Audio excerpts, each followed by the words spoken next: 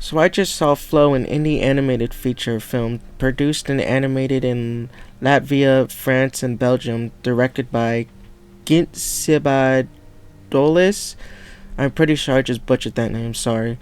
The film had a really great and visually appealing animation style to it, and the multiple long takes really helped make this film engaging throughout the runtime.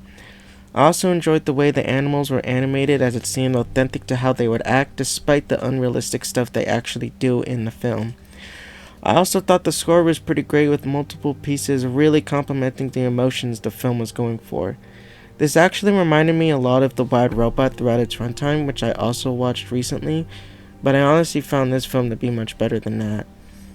Honestly, this movie and Memoir of a Snail are the two films I'm rooting for the most to win Best Animated Feature at the Oscars, even though I haven't fully watched Moana 2 or Inside Out yet, which is something I'm not even sure I want to do in the first place.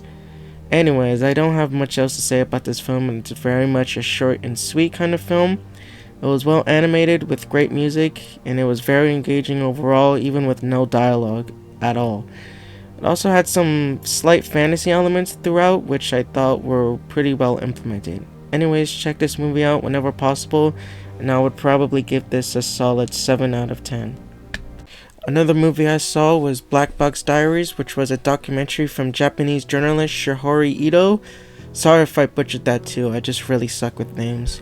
Anyway, I thought the film was pretty amazing overall. The film is about getting justice and coping with a very traumatized event that happened to the subject.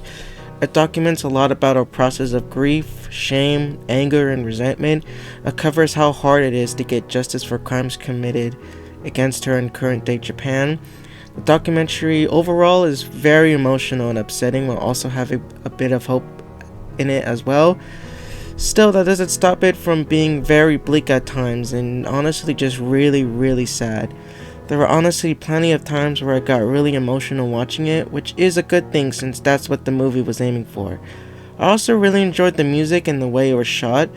It was just very audibly and visually pleasing overall. This honestly was a pretty fantastic piece of journalism, and I really loved it. So I definitely very much highly recommend you watch this. Although I'll definitely look up the subject matter of the film if you find yourself having any sort of trauma around assault and similar subject matters. Anyways, I would probably give this film an 8 or 9 out of 10.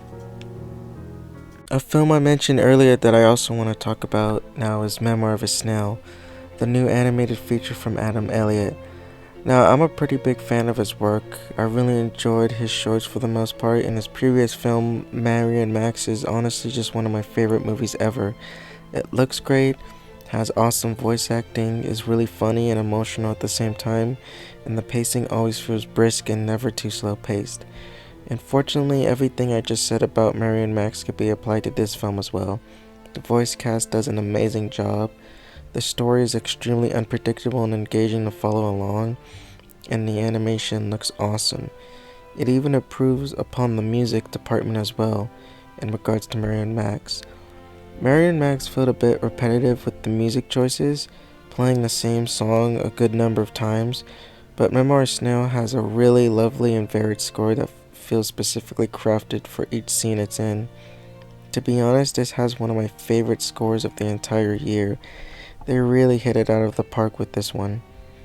So as you could probably tell, I really, really love this movie, and it's a shame it's not getting more attention because it's honestly a runner-up for movie of the year for me. So yeah, this was a truly, really incredible film that I might even call a masterpiece, and I would probably give this either a 9 or maybe a 10 out of 10. It was very good.